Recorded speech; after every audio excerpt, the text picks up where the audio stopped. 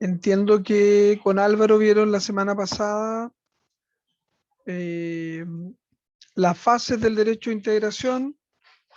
Eh, Me imagino que Álvaro habrá advertido que si bien es un modelo que nosotros seguimos, ustedes probablemente podrán encontrar más o menos etapas o fases, pero las que son más o menos identificables en general son las que aparecen desarrolladas en el apunte y que fueron explicadas por Álvaro. Entiendo que alcanzaron a analizarlas todas, que vieron hasta la Unión Europea, algunas características de la Unión, que es quizá el ejemplo más desarrollado de fase de integración. Entiendo que intentó pasar un video, si bien no se escuchó mucho o no se escuchó, un problema técnico, pero pudieron verlo y está en el aula virtual. Eh, sí, como les decía la otra vez, estos videos nos parecen interesantes porque son breves, son amenos y intentan destacar ciertos elementos que nosotros analizamos en materia de fases de integración, como, eh, como puede ser, por ejemplo, en el caso del mercado común, el tema de la libre circulación de personas, la armonización fiscal, la creación de una moneda común, por el caso de la Unión Europea, las dificultades que ha tenido esta misma integración económica, cuál es el origen, y un poco cómo se han, eh, cómo comparten algunos elementos, principalmente también y lo que analizaremos hoy, de un contexto histórico que surge o emerge después de la Segunda Guerra Mundial. Así que no sé si hay alguien que quiera hacer algún comentario respecto a eso, o tiene alguna pregunta, o tiene alguna duda. Mientras se conecten el resto de sus compañeros, podemos analizar.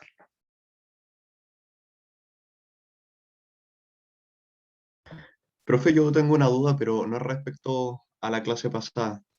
Es ¿Ya? sobre el tema de cuando se menciona que alguna norma tiene carácter vinculante, ¿eso se refiere que es obligatoriedad o no? Sí, hola Felipe, usted nos escribió un correo, ¿cierto? Sí, Sí, sí. Ayer no tuve tiempo de contestarle, pero en la mañana le envié una respuesta. Sí, efectivamente, el carácter vinculante dice relación con algún mecanismo que pueda hacerlo exigible. Eh, este elemento nosotros tratamos de transmitirlo de la mejor manera posible porque es diferenciador de lo que ustedes ya conocen a propósito de los ordenamientos jurídicos internos. Uno, si tiene un conflicto con la interpretación de una norma, puede llevar ese asunto a un tribunal y el tribunal tomar una decisión y esa decisión hacerla cumplir incluso por la fuerza. En materia internacional eso se diluye un poco, aunque existen mecanismos que hagan exigible esas normativas. No obstante, con relación a su pregunta por correo, hay otras normas conocidas como parte del soft law, en que más bien son recomendaciones o pautas de conducta y que no son vinculantes para las partes, pero que sí son seguidos por los actores, en este caso del comercio internacional. No sé si respondo un poco a la duda que tenía. sí, profe, de hecho sí, porque también me apareció en un video donde se entrevistan a varios autores que mencionan el texto ¿Ya? y varias veces mencionaban el carácter vinculante. Y por supuesto lo busqué, pero uno nunca tiene la certeza de el primer resultado que arroja Google. Sí, pues, sí, sí. En el fondo es que el carácter vinculante tenga algún mecanismo de exigibilidad, a diferencia de, no sé, po, los términos internacionales de comercio. Usted como parte podrá utilizarlo en un contrato de compraventa internacional, pero también puede perfectamente no utilizar otras cláusulas.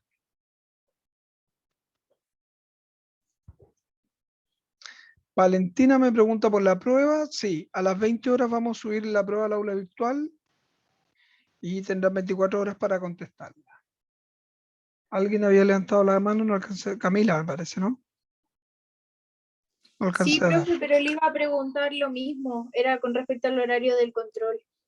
Sí, a partir de las 20 horas van a tener 24 horas para enviarnos un correo con la respuesta al control.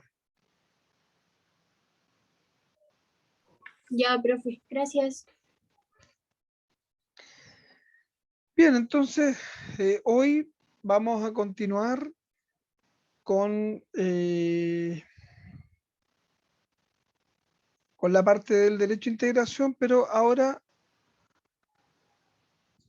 lo que yo voy a hacer hoy día principalmente es referirme a ciertas instituciones de carácter internacional que podríamos decir que comparten este elemento histórico de surgir en la segunda mitad del siglo XX y surgen precisamente con el objetivo de promover el desarrollo del libre intercambio de bienes.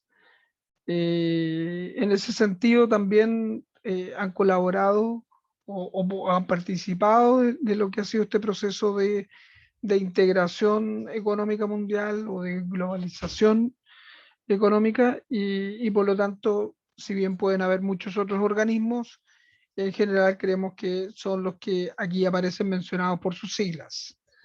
Organización Mundial del Comercio, Fondo Monetario Internacional, Banco Mundial, OSD, son las principales instituciones que nosotros creemos que tienen relación y que por lo menos ustedes deberán tener alguna noticia de qué se trata y cómo se vinculan con el comercio internacional.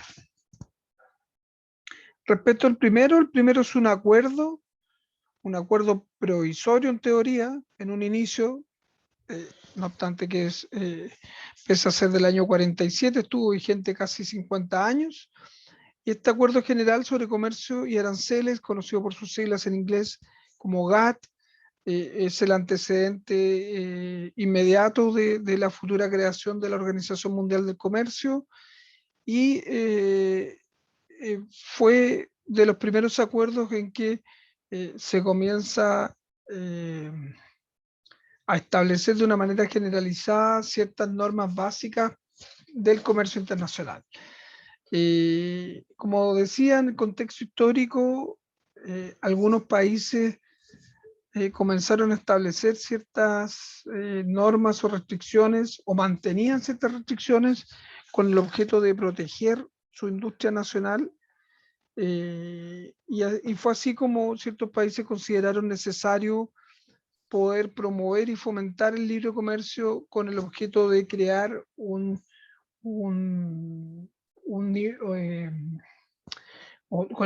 el objeto de crear un nivel de integración que permitiera el desarrollo del comercio internacional o el intercambio de bienes en todo el orden.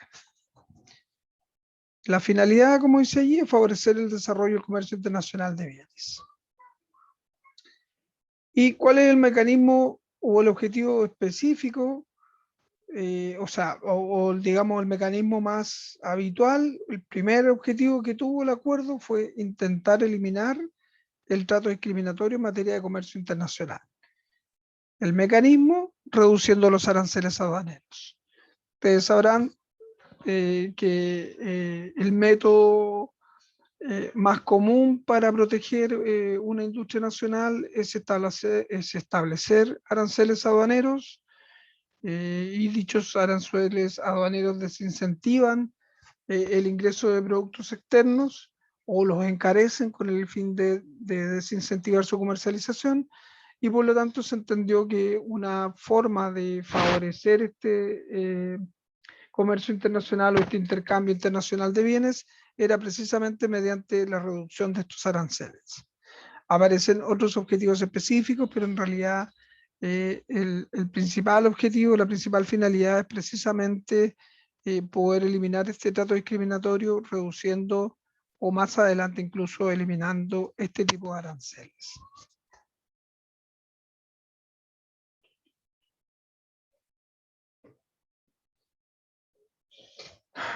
Aparecen también dos cláusulas que luego se van a repetir en la mayoría de los tratados internacionales, los tratados comerciales internacionales. La primera de ellas, la cláusula de la nación más favorecida, es decir, en este acuerdo participaron 23 países. Y lo que dijeron los 23 países fue que si un Estado concede a otro una ventaja especial, ya sea que corresponda a uno de esos 23 países o sea un tercer Estado distinto a esos 23 países, esa ventaja especial otorgada por ese integrante debía extenderla a todos los demás partícipes del acuerdo. Esta cláusula ustedes la van a reconocer si es que revisan cualquiera de los tratados o acuerdos comerciales vigentes, y lo que intenta efectivamente es crear reglas comunes para un cierto grupo de países que participan de un acuerdo comercial. Lo que notaban es que los países celebraban acuerdos entre ellos, pero que favorecían el intercambio de bienes, pero a su vez uno de sus países participantes otorgaba un beneficio especial a otro o una ventaja mayor a otro país, ya sea del perteneciente al mismo acuerdo o a un tercer país, y este intento por establecer una regla más general y favorecer el comercio en realidad terminaba favoreciendo a uno o a pocos países que eran los que establecían o imponían ciertas ventajas. De allí el nacimiento de esta cláusula de nación más favorecida. Luego también el principio del trato nacional, que también lo van a reconocer en la mayoría de los tratados comerciales internacionales, es que una vez introducido un bien de manera legal en el territorio nacional, este debe ser tratado en igualdad de condiciones que los productos nacionales.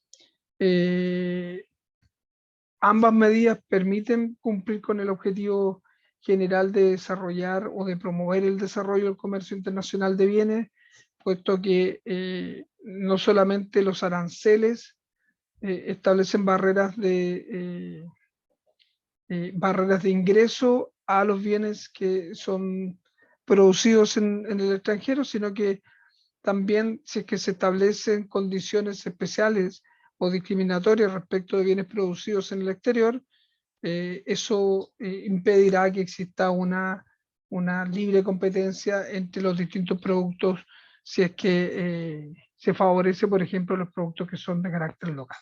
De allí el principio este del trato nacional, que una vez que se ha cumplido con todas las exigencias legales que cada país establece en materia, por ejemplo, que tenga que ver con inequidad o con normas que son de tipo general, si el producto ingresa al país, luego compite en igualdad de condiciones con los otros productos locales. Principales críticas de este acuerdo, una crítica que se hizo hasta que se creó la Organización Mundial de Comercio, es que la idea del acuerdo era que fuera un acuerdo provisional,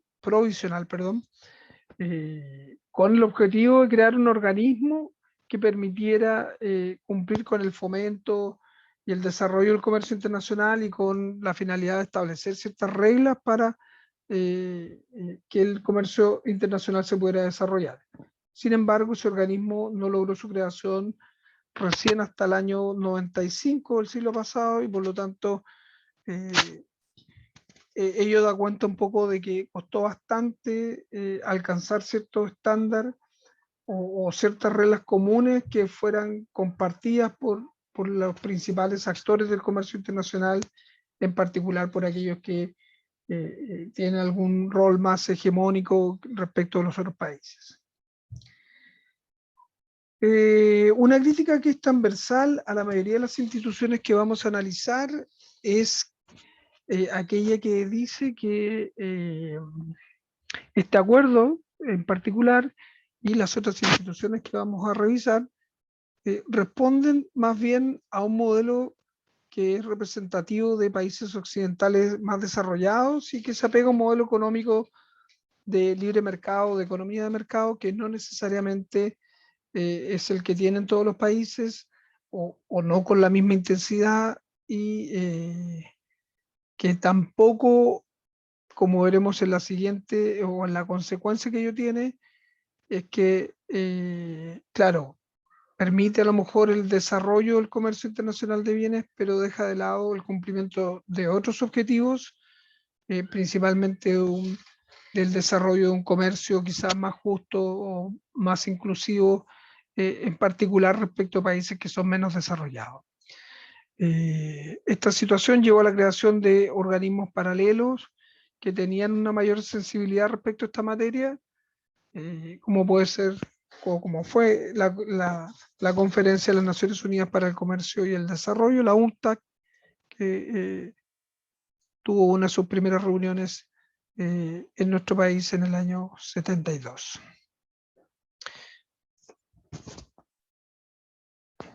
Luego tenemos la Organización Mundial del Comercio. La Organización Mundial del Comercio, como recién les había dicho, se creó el año 1995, es bastante más general, ya que integra 164 países, y el objetivo es, como lo tenía también el acuerdo, es favorecer el libre intercambio de bienes y servicios. Al organismo se le fijaron el cumplimiento de otras funciones que siempre estuvieron en la mira, o en el foco de quienes promovieron la celebración del acuerdo, como puede ser resolver las diferencias comerciales, supervisar las políticas comerciales nacionales, en el sentido de poder no solo generar un estándar y favorecer el comercio internacional, sino que también los países integrantes puedan cumplir con ese estándar y establecer un mecanismo de resolución en caso de que surjan diferencias. El tercer organismo es el Fondo Monetario Internacional. El fondo también tiene como contexto histórico el surgimiento a partir de lo que ocurre con las dos grandes guerras mundiales, aunque quizás tenga más bien un antecedente más localizado en la Gran Depresión que ocurre a fines de la década del 20. El fondo está más relacionado, como bien dice su misión, en asegurar la estabilidad del sistema monetario internacional. Con la Gran Depresión del año 29 se produce una caída de las principales bolsas internacionales y del sistema monetario internacional, una crisis del sistema de pago internacional y de tipo de cambio, y por lo tanto, si bien no se logra la creación inmediata de un organismo que pudiera ayudar a que esto no ocurra, fue una preocupación latente que se llevó a cabo finalmente casi al término de la Segunda Guerra en el año 44. Surge el acuerdo de Bretton Woods, 44 países acuerdan este marco de cooperación económica internacional, y el fondo, que uno podría entender que es un organismo que también surge para ir en ayuda financiera respecto a los países, también diría yo que es casi tan importante como el cumplimiento de ese objetivo o de esa función, es que a través del otorgamiento de estas ayudas financieras cumplen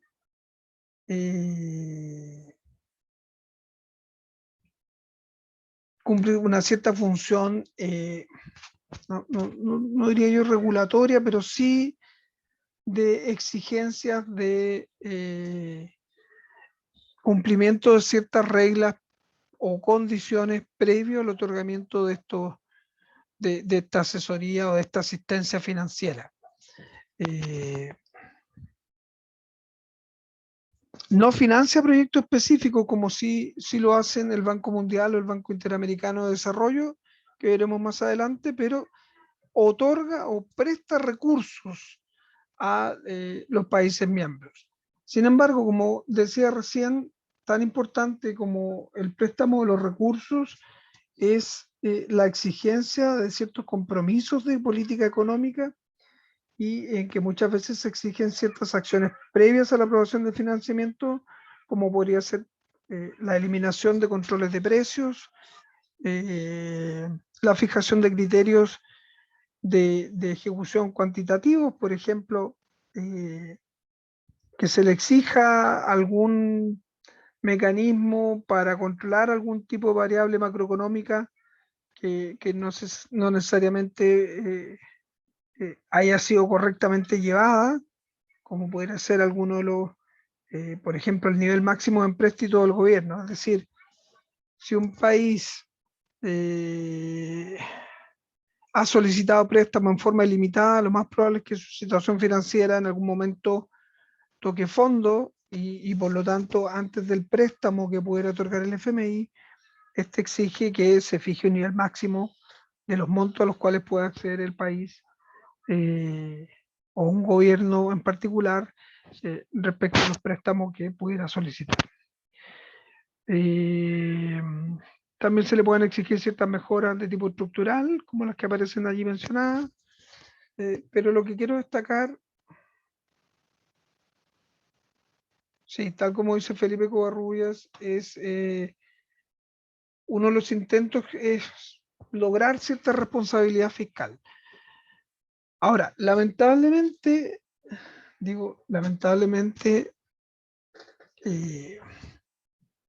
muchas veces estas exigencias llegan cuando la crisis financiera ya está presente y por lo tanto lograr estos ajustes para alcanzar esa responsabilidad fiscal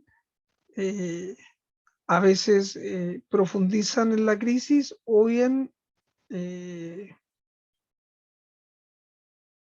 o bien repercute en otros ámbitos que también son importantes, que como pudiera ser en el ámbito social. O sea, para lograr ciertos ajustes, muchas veces se tienen que recortar ciertos beneficios sociales que obviamente si ya estamos en presencia de una crisis financiera, eh, esa crisis se puede ver aún más agravada si es que los ajustes traen también eh, ciertos perjuicios para la sociedad.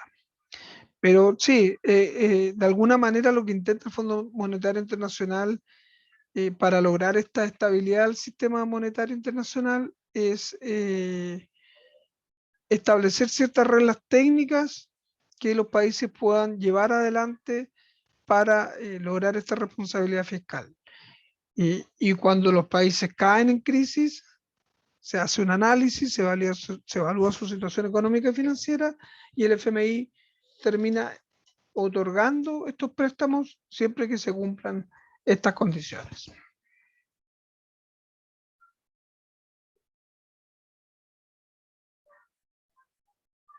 ETAM. Entonces nos pregunta aquí, o nos comenta ETAM, más que dar un apoyo económico al país, el FMI estudia la economía del país y determina las políticas recomendadas para que encuentre una estabilidad económica que pueda mejorar a futuro o algo así. Sí, yo creo que una manera correcta de verlo. El problema, el problema es tratar de exigir ese cumplimiento cuando un país ya está involucrado o inmerso en una crisis en particular. No digo que eso esté mal, pero es difícil de alguna manera para el país que está en crisis. Muchas veces se somete a reglas que son difíciles de cumplir en el corto plazo respecto de las políticas económicas. Entonces, con la soga al cuello al final se aceptan las condiciones, pero se ve que posteriormente no logran cumplir. Hasta aquí Chile no ha tenido o no ha recurrido al Fondo Monetario Internacional en los últimos 30 años aproximadamente, pero cuando los países eh, caen en estos beneficios, exacto, como Argentina, caen en este tipo de solicitudes, mejor dicho, entran en una espiral que da la impresión, y es la crítica que también se escucha, en que les cuesta salir. Entonces, eh, parece más bien un salvavidas de plomo, porque si bien no otorgan préstamos, los países no logran, en definitiva, liberarse de las condiciones que le exige el Fondo Monetario Internacional, ni tampoco logran pagar completamente su deuda. Es algo que se aprecia bastante en distintos países de Latinoamérica, que Chile lo vivió por ahí por la década de los 80 y quizás podríamos asimilarlo, llevándolo a un ejemplo muy simple, pero es como también cuando una persona entra en un círculo vicioso crediticio que eh, pide un crédito, pide un préstamo, paga uno, pide otro para pagar ese otro préstamo y pasan los años y no logra salir de esa situación. Obviamente uno lo que ve es que hay quizás un problema estructural en que uno termina gastando más de lo que gana, pero cuando ese gasto está asociado a gastos sociales, eh, sin duda que para cualquier país es difícil eliminar esos beneficios sociales o hacer ese ajuste social para poder cumplir con estas medidas económicas.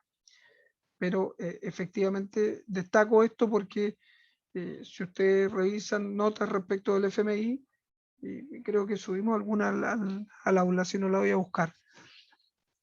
Una de las críticas que encontrarán va a ser precisamente esta. Claro, el FMI le presta plata, pero las exigencias son tan altas que en definitiva la crisis termina siendo, o el remedio termina siendo peor que la enfermedad.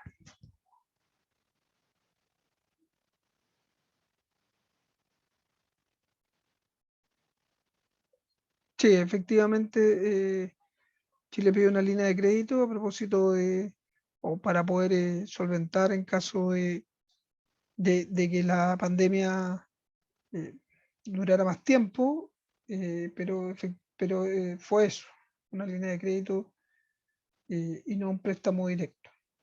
Y hasta donde recuerdo, creo que los últimos préstamos que solicitó Chile fueron, fueron a fines del año 80.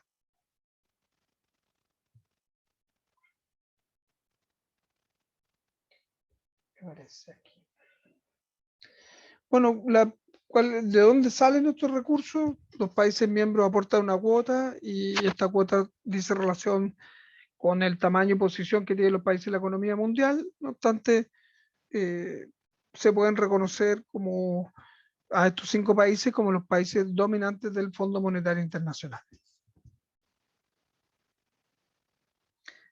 Aquí, un poco en esta frase, refleja lo que recién les comentaba.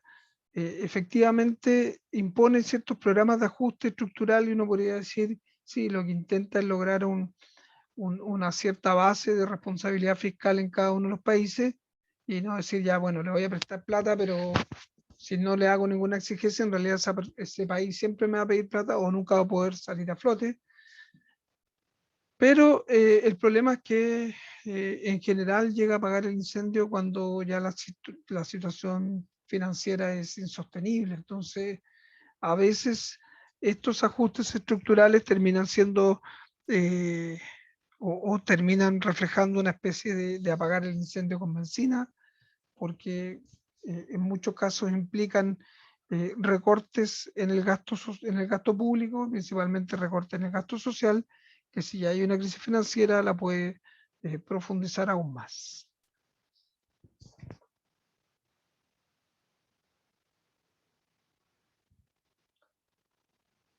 Banco Mundial.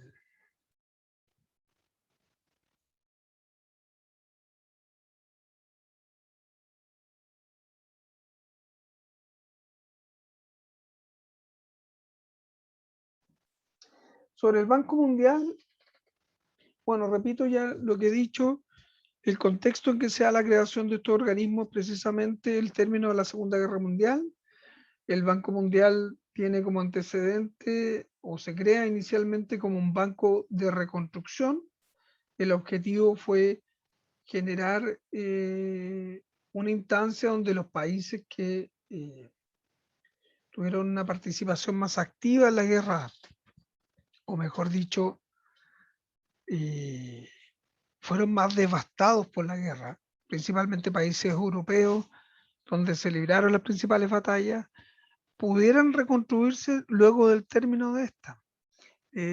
Constituyó una preocupación, una principal preocupación para Estados Unidos, que tales países europeos que terminaron devastados por la guerra no fueran capturados por la orbe socialista de la Unión Soviética y lograran una recuperación económica y material lo antes posible. De allí que se creó este Banco Internacional de Reconstrucción y Fomento, que tuvo este primer objetivo de reconstruir y colaborar en la recuperación económica de los países devastados por la guerra. No obstante, con el pasar del tiempo se fueron ampliando dichos objetivos y porque se fueron visibilizando otros problemas a nivel mundial en términos económicos, como el nivel de pobreza que tenían algunos países en ciertas áreas geográficas, y también la necesidad de lograr un comercio internacional de bienes más inclusivo y más sostenible. Actualmente se incorporan otras temáticas, como puede ser la protección del medio ambiente o el cambio climático, pero como les decía, el Banco Mundial tuvo su origen en este contexto histórico que ya he comentado.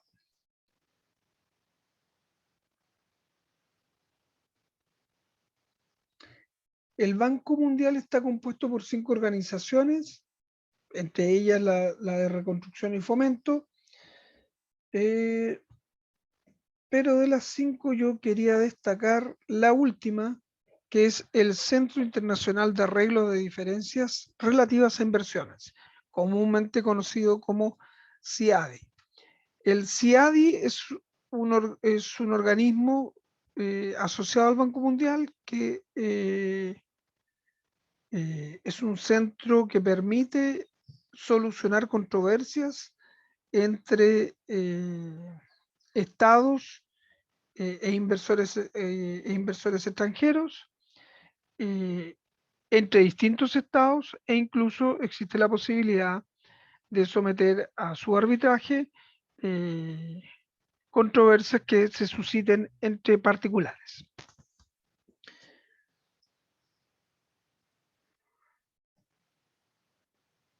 Ahora, dentro de las críticas, también se puede visitar la página y encontrarán información que es interesante con relación a los distintos organismos que integran el Banco Mundial, pero lo que yo quería destacar eran ciertos proyectos que el Banco Mundial financió y que están relacionados con nuestro país. Como ven, hay por lo menos 3 proyectos mineros que el Banco Mundial apoyó, que financió, y si uno vuelve a los objetivos del Banco Mundial, que en este caso, a diferencia del FMI, que presta dinero al país, en el caso del Banco Mundial lo que hace no es prestar dinero directamente al país, sino lo que hace es financiar un proyecto específico en un país determinado. Pero el objetivo, o así se planteó luego de la reconstrucción, es apoyar o realizar préstamos a países que son menos desarrollados, que tengan más dificultad de capacidad crediticia, y en los ejemplos que mostramos aquí en la página, ustedes se darán cuenta que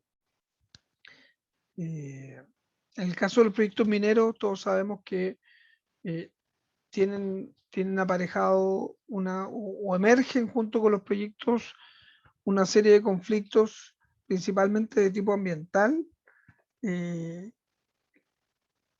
proyecto logra un beneficio económico, pero genera un pasivo ambiental para la comunidad local que no siempre es asumido por el titular del proyecto. Entonces, claro, surgen estas críticas y uno dice, bueno, ¿cuál es entonces el objetivo del Banco Mundial? Si es fomentar el desarrollo de los países menos desarrollados, pero resulta que aparecen apoyando proyectos de grandes multinacionales en áreas o en industrias que tienen o cuentan con capacidad crediticia y que además en la ejecución de esos proyectos generan perjuicios para las comunidades locales que no siempre son bien asumidos. Destacábamos aquí también un ejemplo relacionado con McDonald's, que el Banco Mundial otorgó una garantía a la compañía contra pérdidas por transferencias de moneda o por disturbios ocasionados por guerra o por desórdenes civiles. Y destacamos abajo que la inversión creará aproximadamente 600 puestos de trabajo. Y uno piensa, bueno, ¿realmente este es el objetivo del Banco Mundial? ¿Estas son las iniciativas que debiera promover? Pareciera que el beneficio local que iba a lograr no era muy relevante y no obstante uno pensaría que este tipo de financiamiento debiera ir a otras iniciativas o a otras compañías que tengan más dificultad de obtener financiamiento, ya sea por falta de capacidad crediticia o bien porque son iniciativas que no tienen, que pueden tener una alta rentabilidad social, pero no necesariamente una alta rentabilidad económica. Y por lo tanto, quedan fuera o tienen mucho más limitada su opción de pedir un crédito. Como les decía, si tienen un tiempo pueden visitar la página del Banco Mundial y revisar especialmente los proyectos que se han financiado en Chile para que se hagan una idea de también de los elementos que han sido, que son criticados respecto a este organismo internacional. Volviendo sobre el CIADI es un mecanismo de resolución de controversias en el comercio internacional relativo a las inversiones, ya sea entre estados y empresas de otros países o entre estados, y finalmente también existe la posibilidad de someter conflictos que surjan entre privados por operaciones mercantiles. Se supone que tiene un carácter voluntario, pero la mayoría de los contratos en general incorpora una cláusula en que las discrepancias se someten a este organismo y muchos tratados bilaterales de protección de inversiones o TBI también contemplan o contienen una cláusula en que en caso de diferencias, tal diferencia debe someterse a este organismo internacional. Aparte de esta crítica, una crítica que también hemos escuchado varias veces, es que el país pierde de alguna forma soberanía porque entrega la resolución de un conflicto que podría decidirse a nivel interno a un organismo internacional que puede aplicar normas del derecho internacional privado que no necesariamente estén acordes a nuestro ordenamiento jurídico interno, incluso ni siquiera a nuestra constitución ni al derecho internacional público, sino que a las reglas que establece el derecho internacional privado o el derecho comercial internacional específicamente.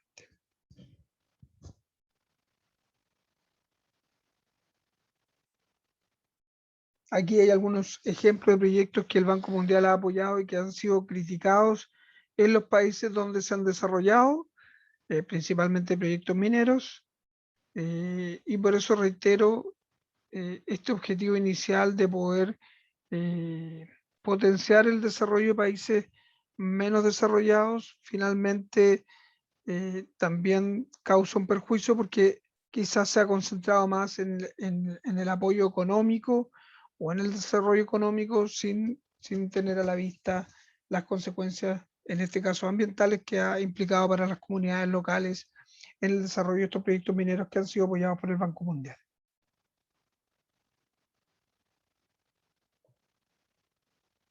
No sé si alguien tiene alguna duda o alguna consulta, algún comentario. Profe, yo no entendí bien lo de las críticas que se le hacía a la CIADI, lo de la soberanía de los países, la solución de conflictos. Lo reitero. Hacer lo siguiente.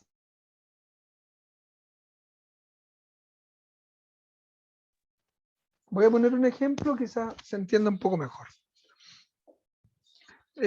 Todos ustedes han escuchado los distintos proyectos relacionados con el retiro de los fondos previsionales. El retiro de los fondos previsionales, en un inicio, el primer retiro consideró el retiro de fondos de las cuentas de capitalización individual en las distintas administradoras de fondos de pensiones, o AFP. Sin embargo, los proyectos que le siguieron, también se contempló el anticipo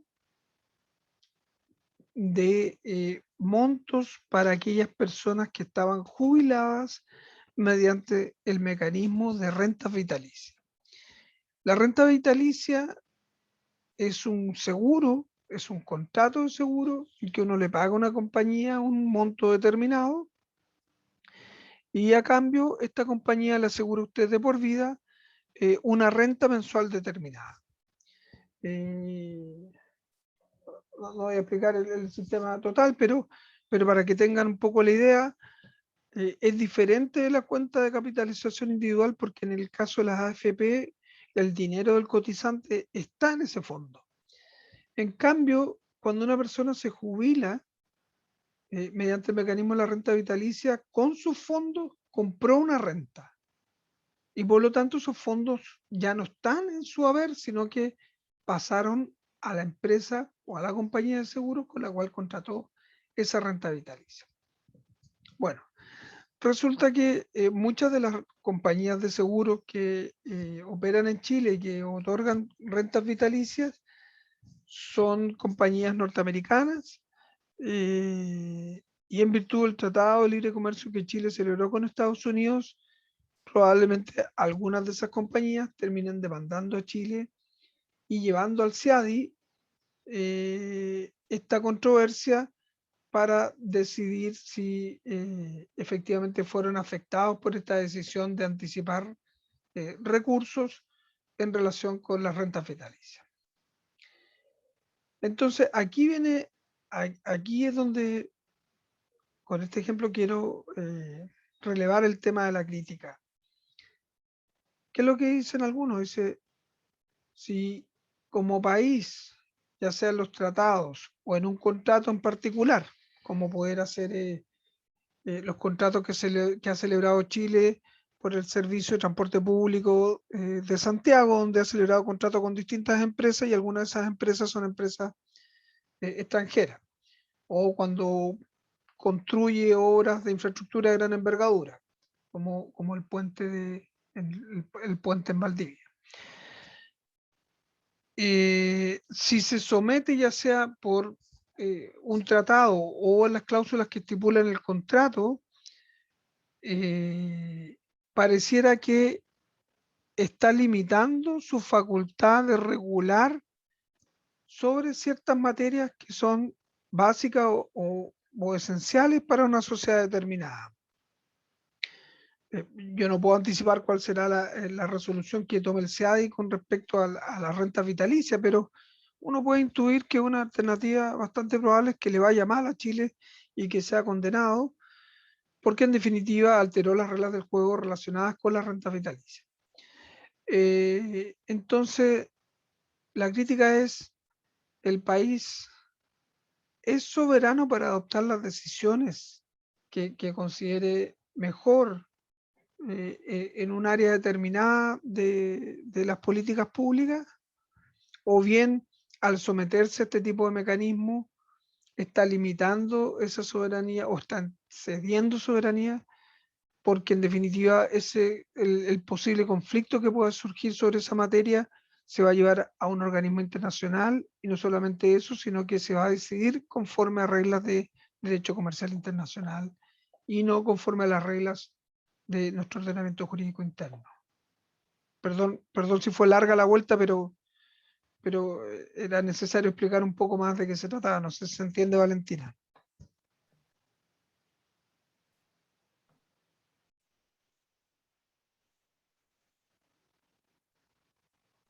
Profe, Eso. Sí, Felipe. sobre ese mismo tema, considerando que también varias empresas acá en Chile han llevado todo este caso al Tribunal Constitucional, de aplicarse alguna medida internacional, ¿eso podría servir para las empresas también chilenas? En el caso chileno es distinto porque lo que intentamos analizar aquí desde el punto de vista del comercio internacional es cuáles son las reglas que se aplican a las empresas que operan en países distintos a donde están establecidas. Para la empresa chilena, probablemente recurra a un tribunal nacional para solucionar esa controversia. Sin embargo, en el caso de las empresas extranjeras, algunas a lo mejor se animaron a invertir en Chile precisamente porque un tratado consideraba un mecanismo de resolución de conflictos que no necesariamente implicaba entablar una demanda en nuestro país. Las empresas extranjeras también podrían demandar ante un tribunal nacional, pero obviamente el inversor quiso guardarse la carta de decir, bueno, si ya fueron capaces de adoptar una decisión de esa naturaleza, no necesariamente quiero estar sometido a esa jurisdicción, sino que ver una alternativa de un tribunal más imparcial para resolver ese conflicto. Entonces está mayormente presente en la relación de Estado y empresa extranjera que empresa nacional.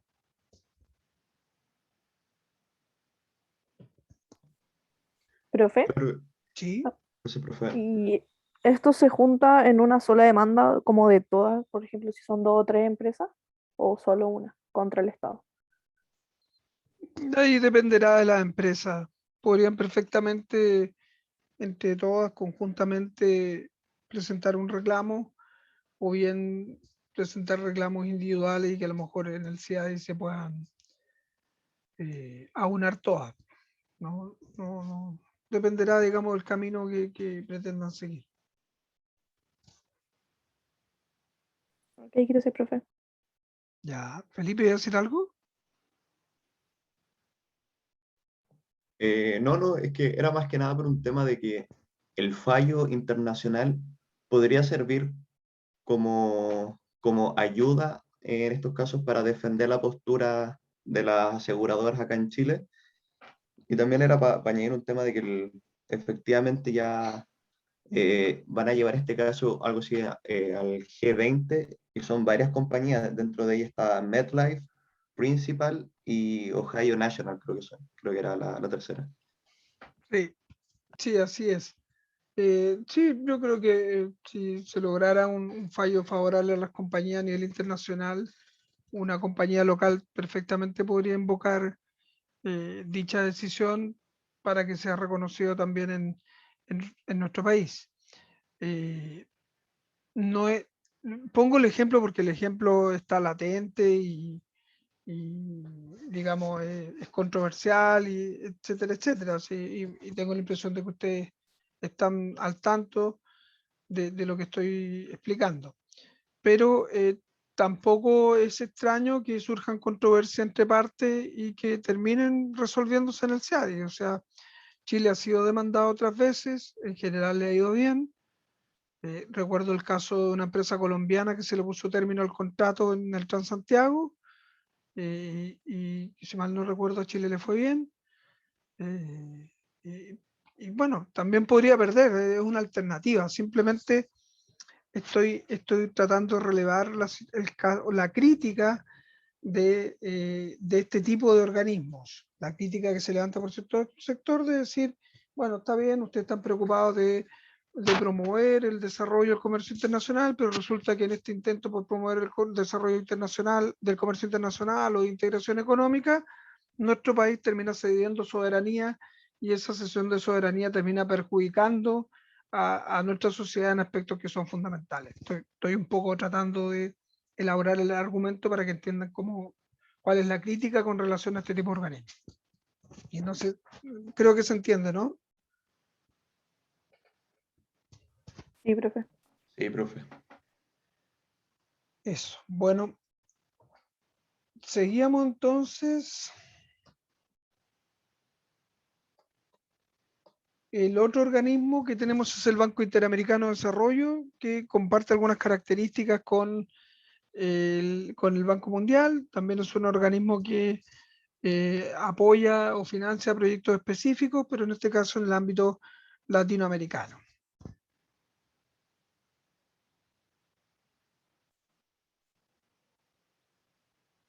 Aquí las críticas también se han visto,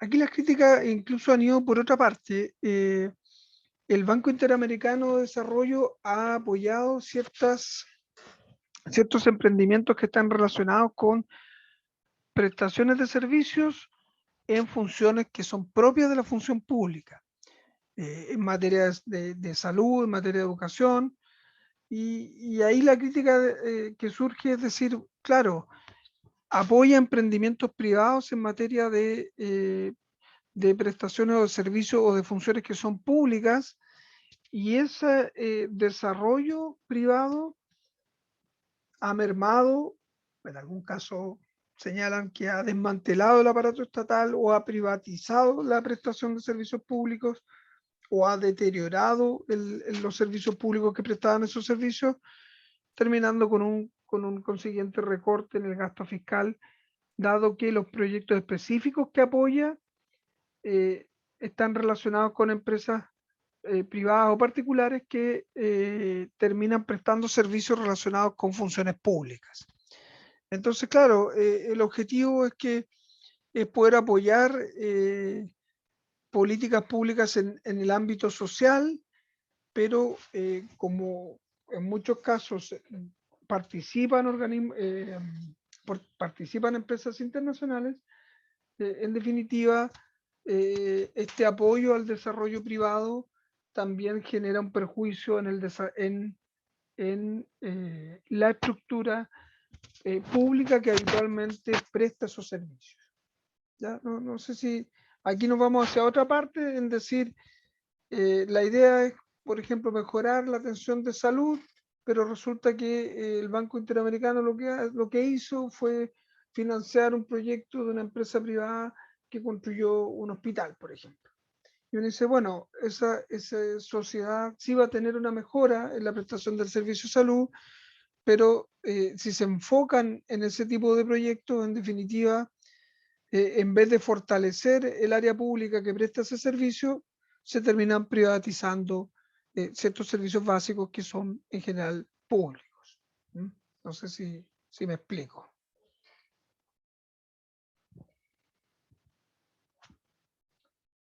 Finalmente, tenemos la Organización para la Cooperación y el Desarrollo Económicos, OCDE.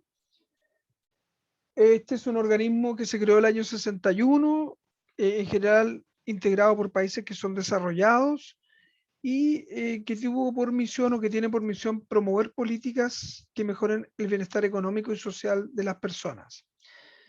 Destacamos aquí que una de las funciones que cumple la OCDE es fijar estándares internacionales en un rango muy amplio de políticas públicas. Y en el caso de Chile, Chile se integró el año 2009 y para poder integrarse, el organismo exigió el cumplimiento de estas condiciones legislativas que aparecen enumeradas en la lámina. ¿Cuál es la crítica también? La crítica es que en general las recomendaciones de la OCDE o la mirada que tiene la OCDE para estas proposiciones o para estos estándares en las distintas áreas de las políticas públicas tiene un sesgo que es economicista o un sesgo ideológico en el sentido de un modelo de desarrollo económico que está asociado a un modelo occidental de economía de mercado y que no necesariamente releva la función social que podría tener esa política pública. En el apunte creo que nosotros agregamos ahí 2 links donde aparecen unas notas críticas con relación a recomendaciones de la OCDE. Una, si no me equivoco, es de, no sé si una o las dos son recomendaciones en materia de educación. Entonces, claro, los críticos dicen, sí, efectivamente aquí se está hablando de un estándar internacional en una materia de política pública, una política pública esencial como es la educación en un país. Pero resulta que la visión que tiene la OCDE es una visión que en realidad representa no sé si un solo sector, pero un sector determinado de mirar las cosas o de crear soluciones para las necesidades públicas que tiene una sociedad cualquiera. Entonces, ¿se están fijando realmente estándares internacionales o se está imponiendo un modelo a través de recomendaciones que son cada vez más exigentes, que uno podría decir, en verdad, yo pienso que, como país estoy hablando, que a lo mejor la satisfacción de esa necesidad pública a través de una política pública podría verse desde otro punto de vista y no necesariamente con este sesgo economicista que es el que dicen los críticos elabora la OCDE sus recomendaciones. No sé si tienen alguna opinión con respecto a eso. ¿Qué les parece lo de las críticas? ¿Está bien que Chile se ha incorporado a la OCDE?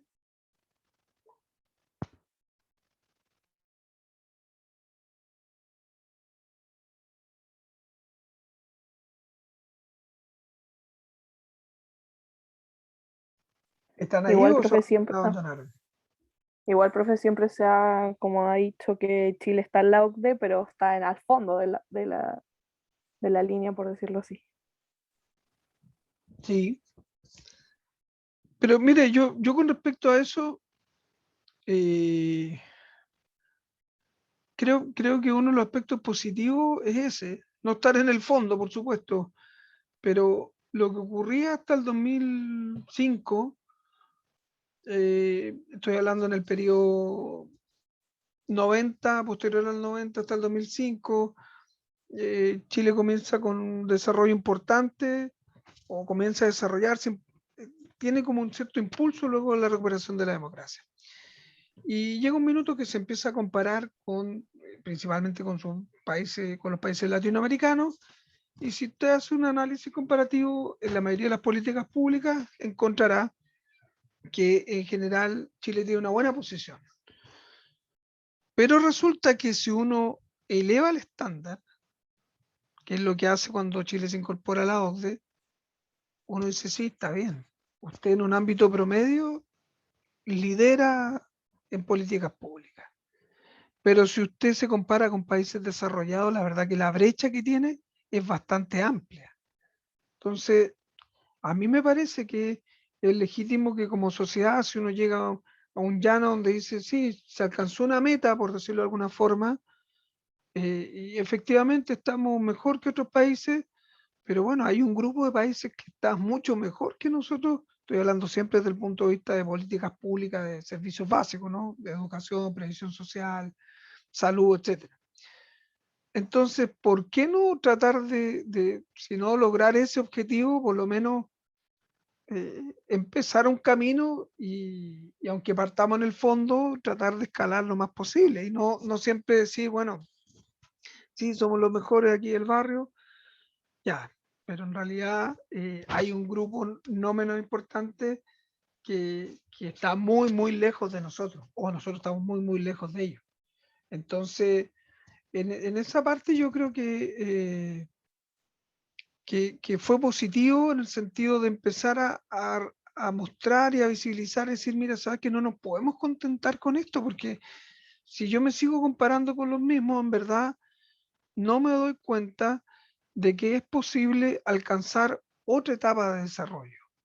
Y para alcanzar esa otra etapa de desarrollo hay que empezar por diagnosticarse y decir, tus niveles en educación no son tan buenos como uno cree, o la brecha que hay en materia de salud es mucho más alta que la que existe en otros países, o la desigualdad en materia, la desigualdad económica, o la brecha de género, etcétera.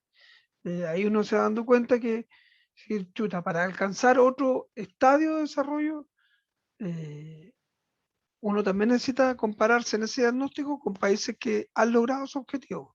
Creo yo que eso fue positivo, no sé. Insisto, Morir, no es que estoy de acuerdo de estar en el fondo, pero bueno, primero hay que darse cuenta que uno está en el fondo, pues no seguir diciendo, sí, estamos en la punta, ya, pero si nos comparamos con otro tipo de países, en verdad estamos en el fondo. Son maneras de ver, creo yo, ¿no? Sí, profe, se entiende, sí, es más como lo de jugar con los mejores, en que seamos no tan buenos para mejorar. Claro. Y sobre todo si se trata de políticas públicas.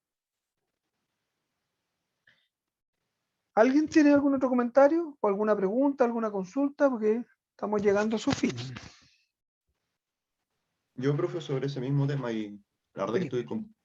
estoy completamente de acuerdo con usted, uno se tiene que comparar siempre con los mejores y no conformarse con la media. Y esa misma comparación con los países tal vez con mejores estándares de vida nos permite darnos cuenta dónde están las posibles soluciones, siguiendo el tema de la previsión, o sea, el tema también de lo que son las pensiones. Uno se da cuenta de que el promedio de cotización de la OCDE es de 19,1% en materia del sueldo, y acá en Chile el 10%. Entonces son esas diferencias las que nos pueden ayudar a elaborar mejores políticas públicas para mejorar la calidad de vida luego de todos nosotros. Sí, sin duda que el contar con mejores datos, con la mayor cantidad de datos y con buenos datos, permite elaborar políticas públicas de mejor calidad. Ahora, no quiero dejar pasar las críticas que se le hacen a la OCDE, así que si alguien tiene un tiempo, son notas de prensa, no deben ser de más de una página, y también es interesante ver, cómo decir, ya está bien, en ciertas materias estas sugerencias son viables o son atendibles, pero resulta que siempre van por un lado o por un carril del pensamiento, por decirlo de alguna forma. Entonces, eh, a lo mejor la solución en esta materia de política pública no está por ahí, no sé. Tenerlo presente siempre que también hay otra visión y eso nos permite tener una mirada más equilibrada de los organismos. Bueno, con esto terminamos con lo que corresponde a Derecho a Integración. Mañana con Álvaro van a analizar la parte final de la unidad, que ya tiene que ver precisamente con el derecho comercial internacional. Ahí van a ver un concepto, características del derecho comercial internacional, algo de los principios, que es lo que adelantamos un poquito con el control de lectura. Y la próxima semana terminaría yo con los principales organismos creadores del derecho comercial internacional, finalizando la primera unidad del curso. ¿Profe? Preguntas en el chat. Profe, ¿podrían subir la prueba antes de las 20 horas, porfa? Moira. Eso. Sí, haremos lo posible. Ahora voy a hablar con Álvaro y en cuanto tengamos el control lo vamos a subir. Independiente que la hora empiece a comer a partir de las 20, apenas lo tengamos lo vamos a subir. Profe, Alexandra. la prueba, ¿cómo es? ¿Como de alternativas, puro desarrollo, mezclado?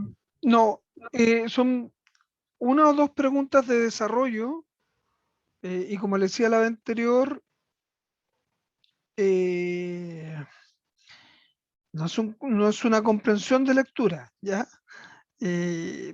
Lo que intentaremos es que ustedes a lo mejor puedan aplicar o bien explicar algún tipo de situación que se pudiera presentar que esté relacionada con los principios y puedan utilizar los elementos que están en el apunte para desarrollar ese. No piense que hay un caso así específico, pero sí Sí, por lo menos para intercambiar ideas con el grupo y luego desarrollar una respuesta.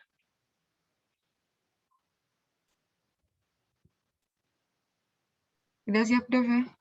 Y sí, Valentina, vamos a mandar un correo cuando subamos la prueba.